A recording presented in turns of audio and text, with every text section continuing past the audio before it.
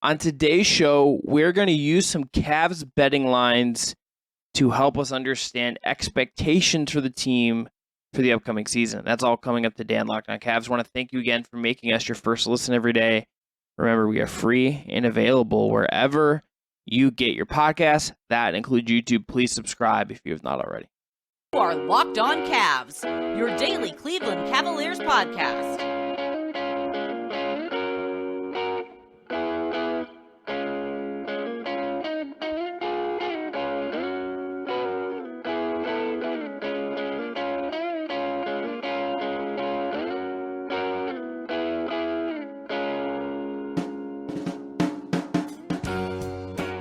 All right, the music you heard on the way in is from our friends at Astro Radio. Check them out on Apple Music or Spotify.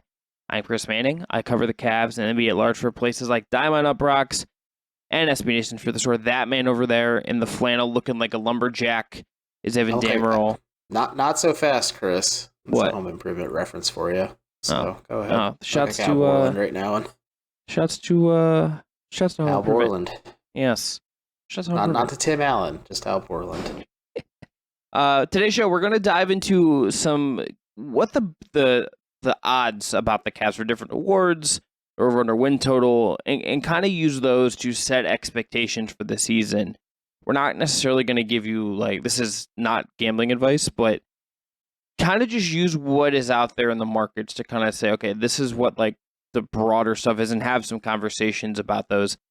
First segment, we're going to do over-under for win totals, kind of a standard one. Second segment, we're going to do what I think are some weird odds for most improved player. And third, we're going to do coach of the year, because JB Bickerstaff, I think, could factor into that. And he's kind of on par with some interesting names in that category. Whatever. And let's start with over-under. Most sites have the Cavs at 47.5. BetOnline has them at 48. That would be sixth in the East. I tend to think that 48 and 6th is look, the East is going to be really good. The East is going to be a drag them out, knockdown fight for these seedings. It would not surprise me if they ended up in that 47 to 50 range, just maybe slightly at risk of going under. I think they could exceed it. I think there's potential for them to get to 50, 51 if things really break correctly for them. But 48 it feels very right, and it being the sixth most as far as over-under goes, also feels right because the East is really, really, really, really good. Yeah, it's tricky, and I think there's a lot of factors kind of going for Cleveland and kind of going against them. So I'll break down the four first. Let's do some positivity before I kind of let you guys down gently here. So the Cavs are remarkably young. I think I joked with somebody tonight about this, that a lot of their roster is just barely legal enough to legally drink at a bar right now. So that's it. So they have that youth and athleticism and strength on their side where they can really run and kind of get off to a hot start, similarly to they did last season, where a lot of teams kind of play their way in the shape and kind of get ready for the ebbs and flows of the grind of the season.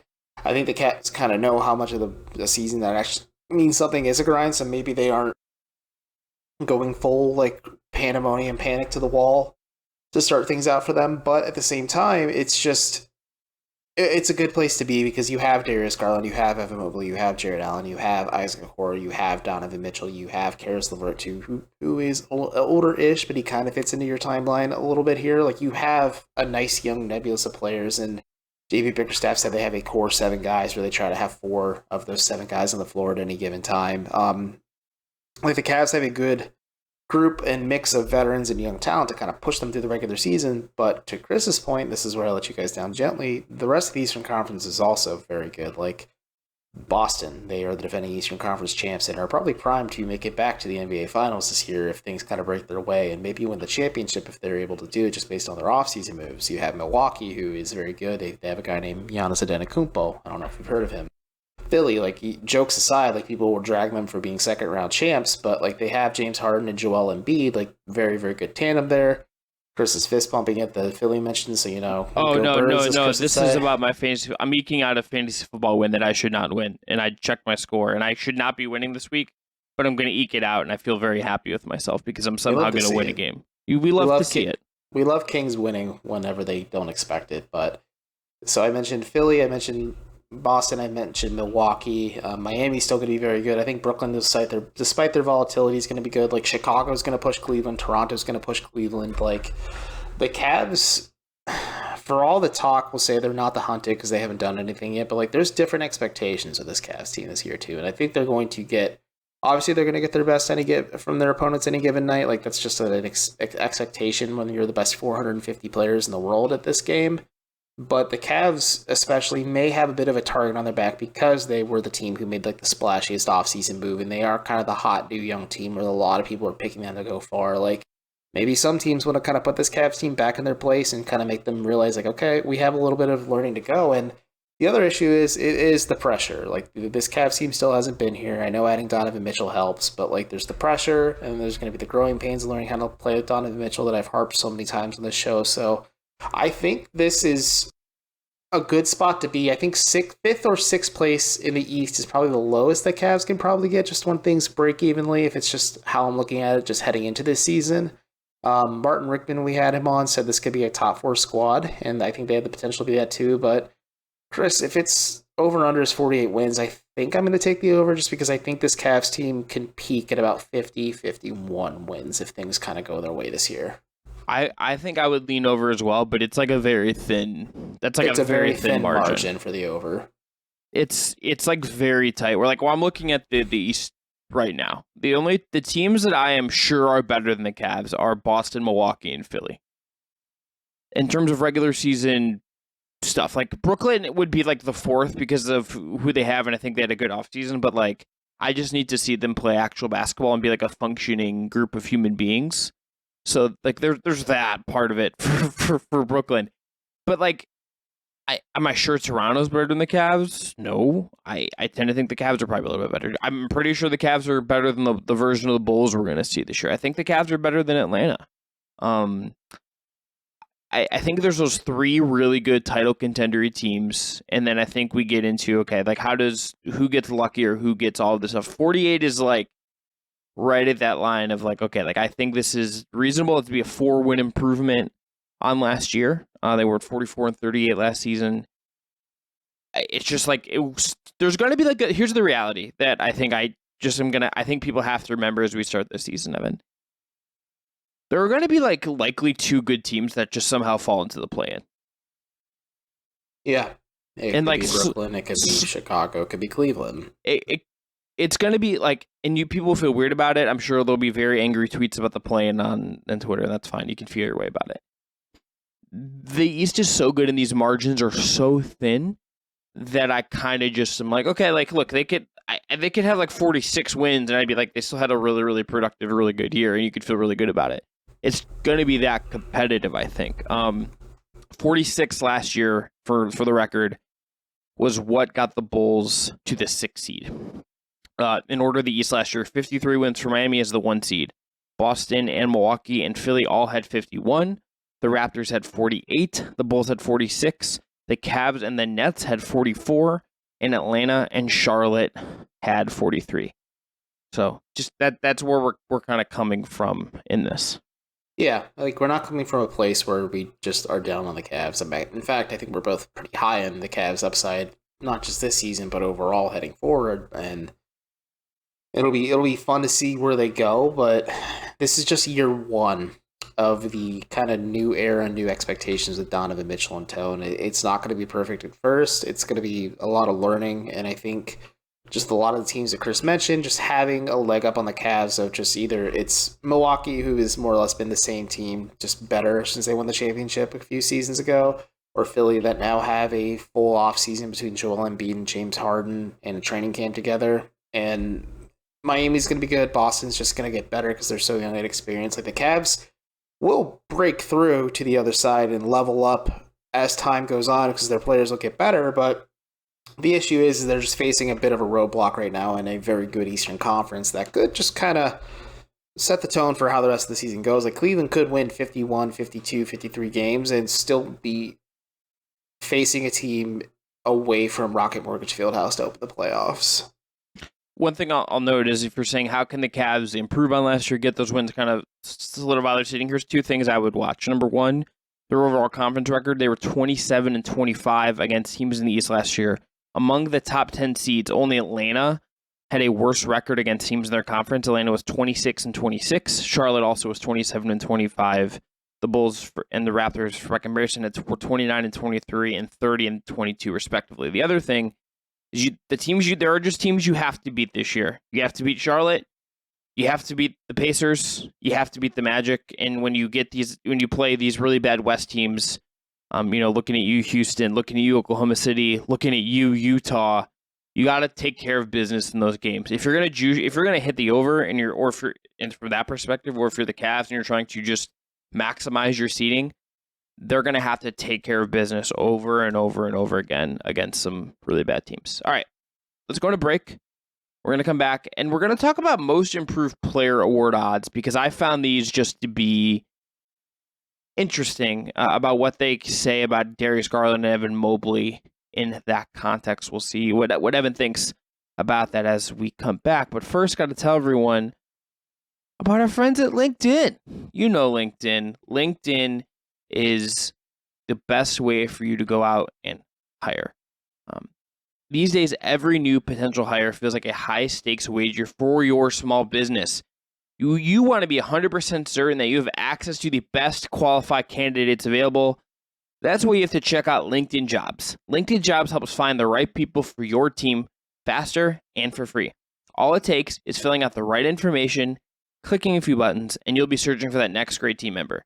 You add your job, you add the purple hashtag hiring frame to your LinkedIn profile, and spread the word that you're hiring. LinkedIn simple tools like screening questions make it easy to focus in on candidates with just the right skills and experience, so you can quickly prioritize who you'd like to interview and hire.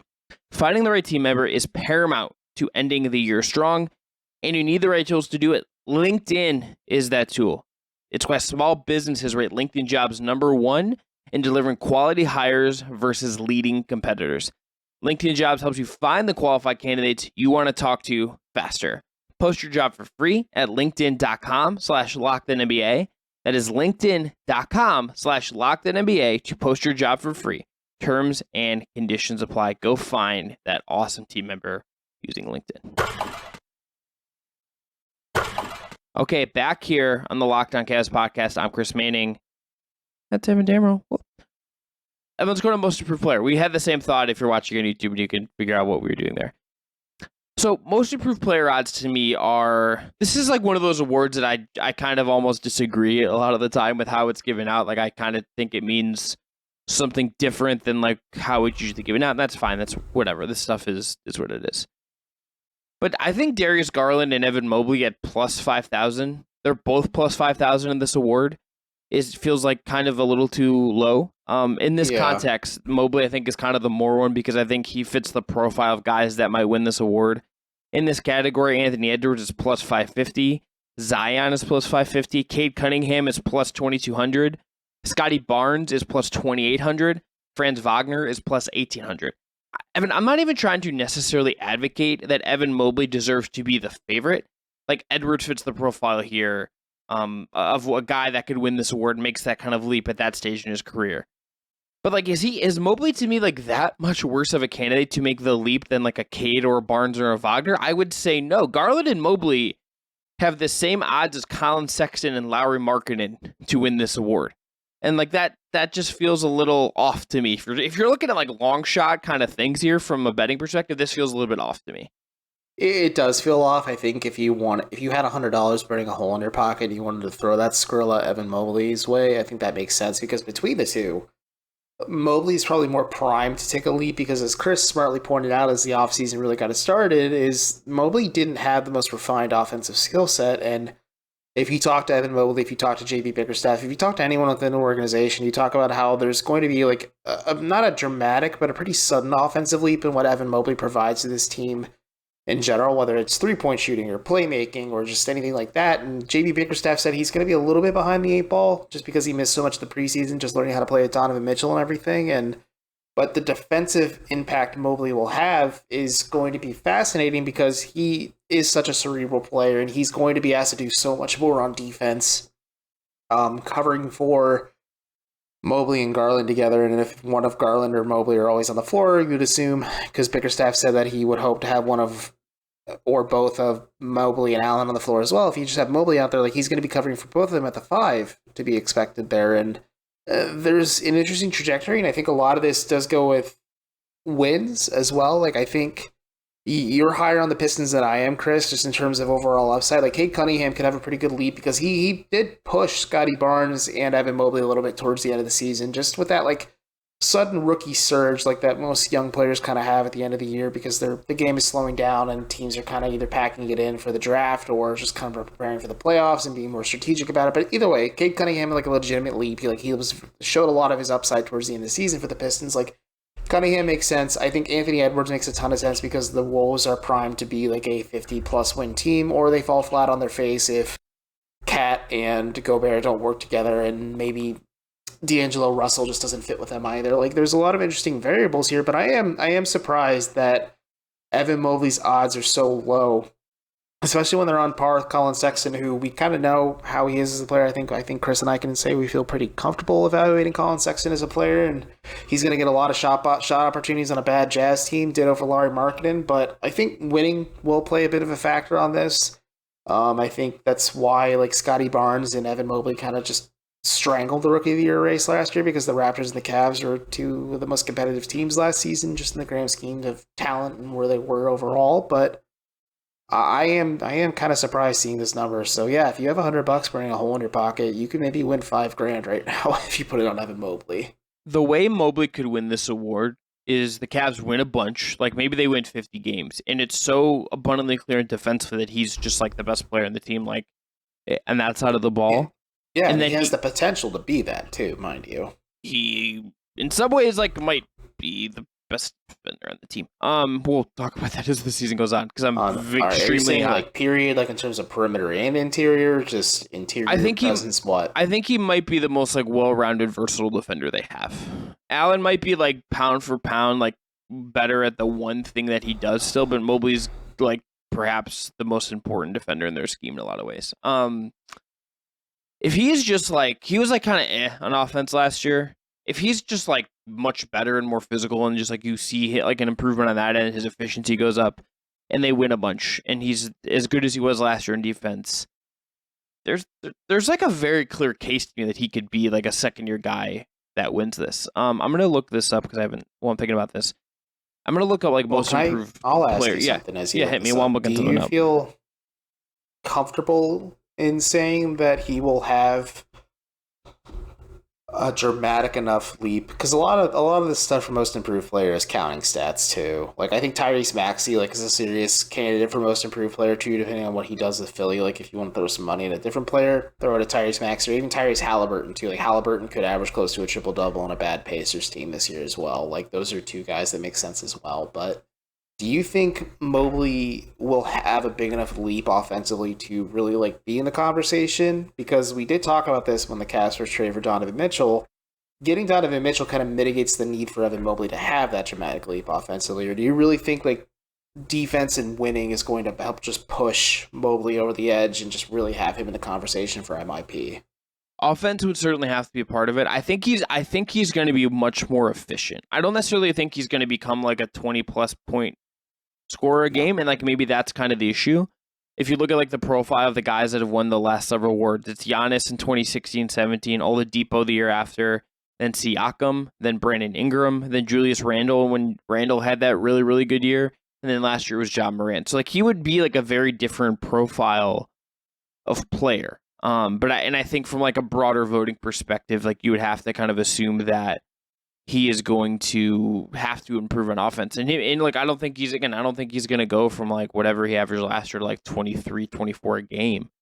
But I just think he's going to be so clearly improved that I'm just like, yes, like it's tricky to see him winning this in some ways, and like the market would deem this a long shot.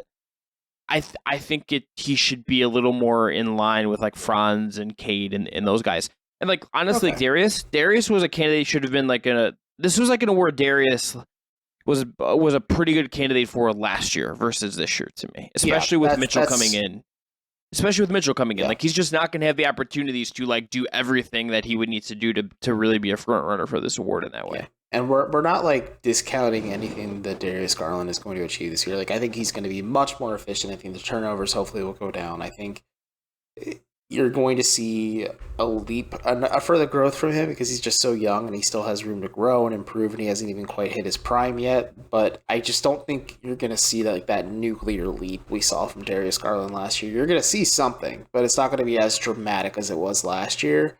And that's what really had him in the conversation. But the problem is like Chris said, Ja Morant won it, and Ja Morant was really freaking good. And also the Grizzlies were one of the best teams in the Western Conference last year because of it. So I think winning does play a part too. Yeah, maybe the answer is just like one of the Cavs have someone get recognized for one of these awards. Probably like not MVP, but like most improved all defense, something like if they have like a top 4 East season, maybe sneak into the top 3 or something, maybe someone gets recognized in this way. And like it's cleaner to me to see this than like they don't have odds for like all NBA. I would wonder like how it would stack up. Like they'd say, okay, winning one of these awards versus like Garland or Mitchell being like third team all NBA guard, and considering how competitive that is, or Mobley making like all defense or something like that. Speaking of defense, we're going to talk about Evan Mobley as a Defensive Player of the Year candidate after this, but just a quick reminder, I want to thank you for making us your first listen every day. Now make your second listen, game to game NBA. Every moment, every top performance, every result. Locked On Game to Game covers every game from across the NBA with local analysis that only Locked On can deliver. Follow Game to Game on Locked On NBA. It's available on the Odyssey app, YouTube, or wherever you get your podcasts. We'll be right back.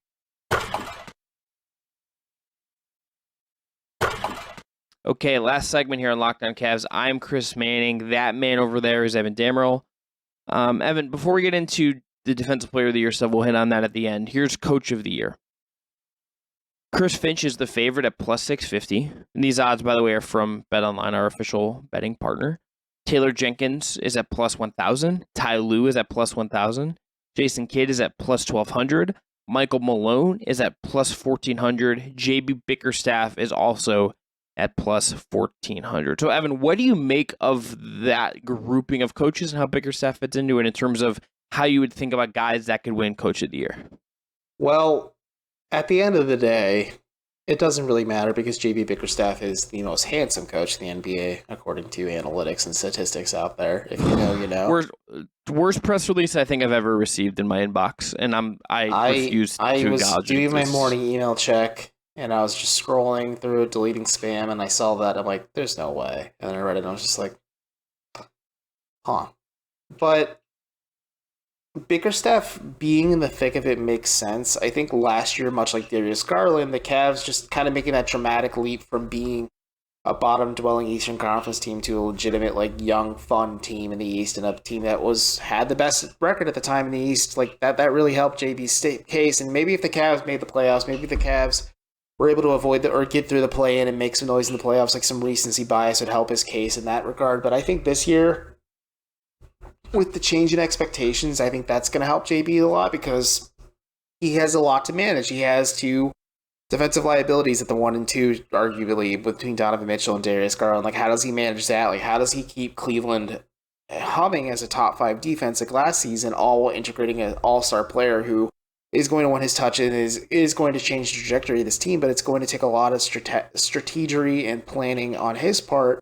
And that I think if you, again, want to throw $100, it makes sense. But like Ty Lue at 1,000 makes so much sense. Chris Finch makes a lot of sense too, because if the Wolves just hit that next level with Rudy Gobert, like the Wolves could be a team that could be a serious threat in the West because they're pretty balanced in just terms of youth athleticism and just overall 1 through 5 at their roster. But like Ty Lue is really compelling to me because they're getting Kawhi Leonard back, they're getting Paul George back, they have John Wall, who will be a player for them, even if Reggie Jackson is the starting point guard. Like, they have a lot of interest. They have Norm Powell as well. They have a lot of interesting pieces in Los Angeles. I think them kind of being in the national media spotlight, I think they're the trendy pick to win the championship this year too, the Clippers. So, like, we'll see what happens. And I don't know. I think JB Bickerstaff, it makes sense, but maybe the window kind of closed a little bit. It's not completely shut, but it's starting to close just because he didn't win it last season, when the Cavs were more primed to kind of like take home a lot of these awards because they surprised all of us, to be frank.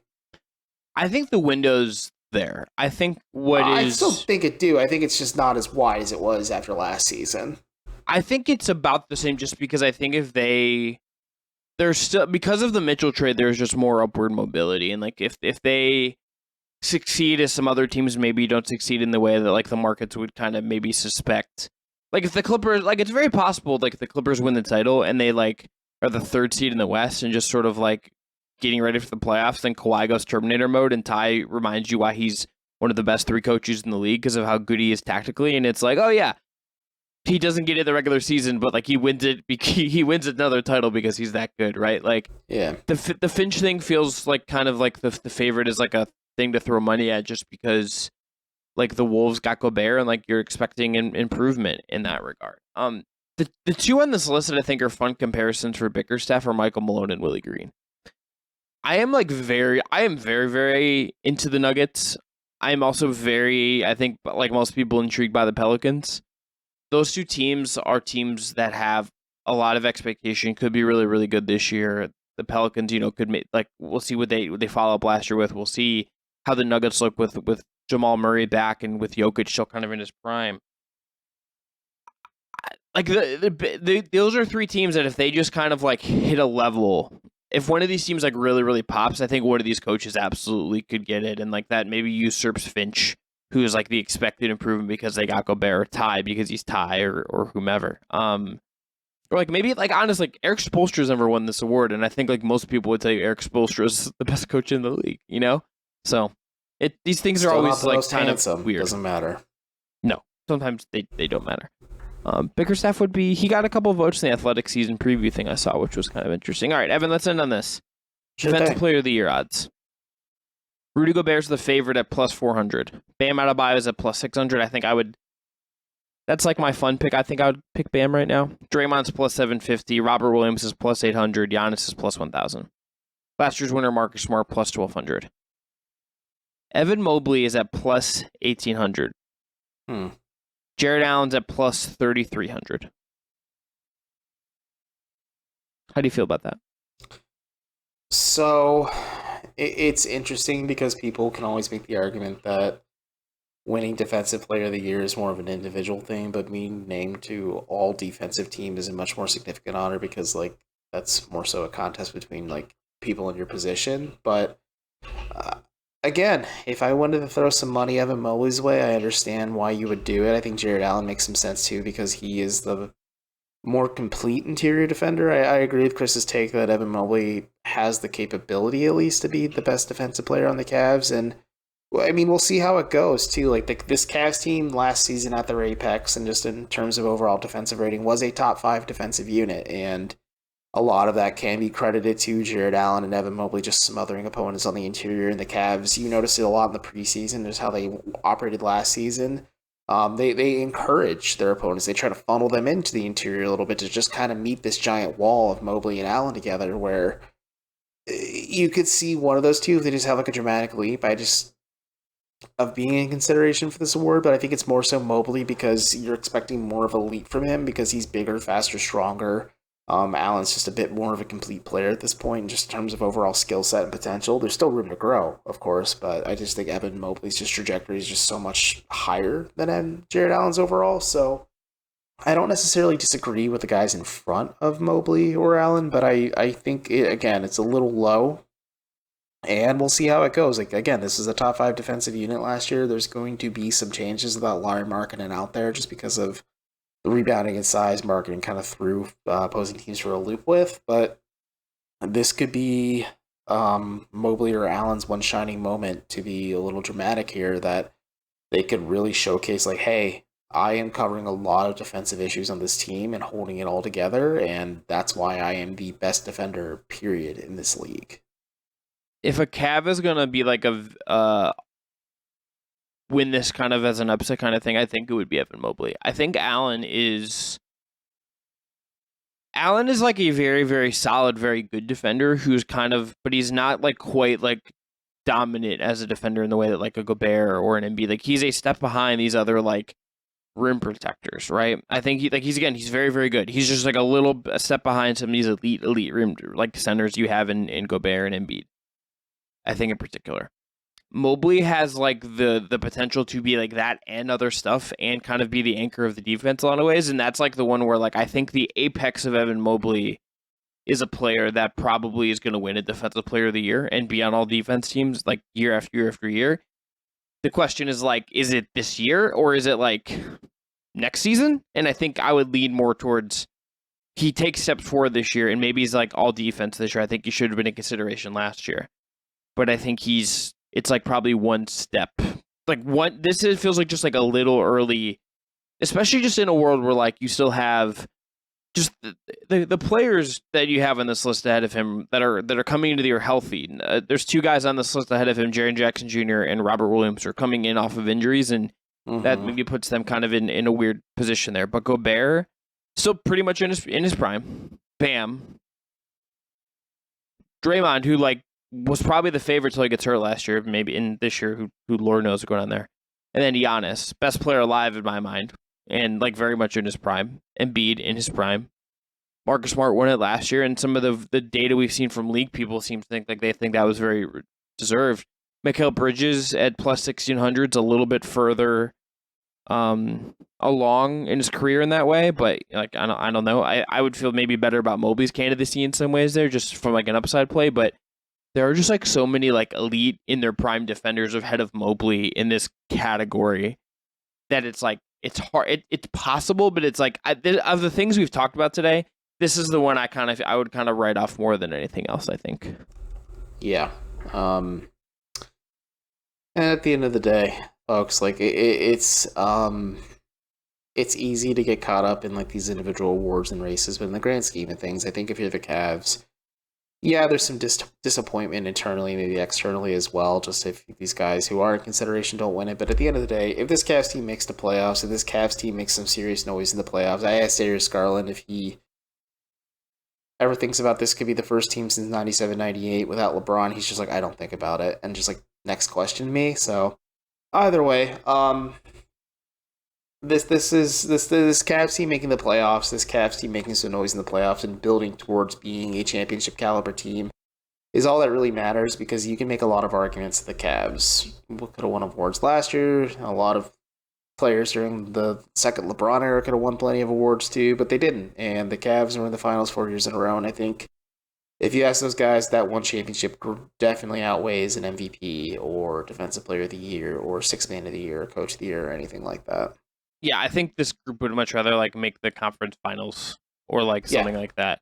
Oh, absolutely. If the choice was making the conference finals or winning Coach of the Year, Defensive Player of the Year, and Most Improved Player, I think the Cavs would easily not want the hardware. Like they'll be fancy complaining about it, but they'll be like, oh no, we made the conference finals. Like we're in a much better place than we realized. Yes, maybe there are some props we can hit at some point as well that are kind of fun. Evan Mobley has even odds, for instance, to be over his over-under for 16.5 points per game. Either over-under is even at 115, minus 115 both ways. That's an interesting one. They have betting lines out odds for games. Cavs are 3-point underdogs on the road for the season opener on Wednesday, which we'll be talking about on tomorrow's show. Hope this was informative for people. I think for us, it was just, for me at least, it was fun to dive through some of these and kind of think about the awards race and sort of expectations in that way. But hopefully people found that informative. Evan, is there any final thoughts on any of this? I know you kind of had a nice soliloquy at the end there, but is there anything you feel like you need to hit on before we wrap this up? No, it's just a bummer the Guardians are playing till when this episode posts at 4 p.m. There's a reason why Chris and I were able to record on Tuesday night, and thank you, Mother Nature, for partnering with the New York Yankees to hurt Cleveland's chances of making the ALCS. Yes. This episode, as always, was produced by the wonderful Jake Stevens. I just straight up love you just didn't dismiss me on that. You're just like, yeah, anyways, I agree, go Cavs. Look, I'm just vibing with you, brother. We're deep into the weeds of this, and I'm already feeling the season. I'm already just like, I have 90 things going on. This is wild. I also saw your tweet about SpongeBob. I'm trying to think of anything that aside from the memes. So did you even watch? You never watched SpongeBob? I've seen a couple episodes, you know. Okay, folks, if you're listening to the show right now, drop in the comments and go to me on Twitter and share with me your favorite SpongeBob moments. And if it's not the Oscar Gonzalez moment, I will favorite it, because I all know that's everyone's favorite. But come on now, let's get Let's go deep here. Like, is mayonnaise an instrument? Is the Krusty Krab pizza episode? Mine's With the meme infamous of moment, did you forget my drink, the Diet Dr. Kelp? And then Squidward forces him to eat it in one bite because SpongeBob cries. Or when SpongeBob makes Squidward a sweater out of eyelashes and then tears. Like, there's so many good moments in that show. I could quote it forever. The one that comes to mind for me is the SpongeBob looking at the wanted poster and he's like looking at himself. That's mine. The Hall Monitor episode is such a good episode. Just the meme though. Just the meme. Oh, the memes. It's great. Anyway, let's fun get out fact: of here. Evan was raised by TV as a kid. Bye. I was raised by SportsCenter. All right. Thanks for making Locked On Cavs your first listen every day. This episode was produced by Jake Stevens, who responded to this by saying the one where you sent me the files, which is also like a structure of a Seinfeld episode title, which, Jake, you're doing weird stuff there, anybody. We'll be back tomorrow with some final notes before the Cavs open their season in Toronto. Hope you tune in for that. Check out Locked On Raptors as well if you want to hear Sean Woodley. They just did some fun props episodes over there. Now, for your second listen, check out Locked On NBA. It is your daily look at all things NBA. Rotating host, but the best of the Locked On Network is there. Check it out. The various season previews are going up this week as well, including the contenders, the tankers, the ascending teams, including the Cavs, all that fun stuff. If you want more Evan, check out the one that features the Cavs. It's a good listen. We'll be back again tomorrow. Everyone be well. And we'll Game 5 leading into Cavs season opener seems like a good Wednesday for us.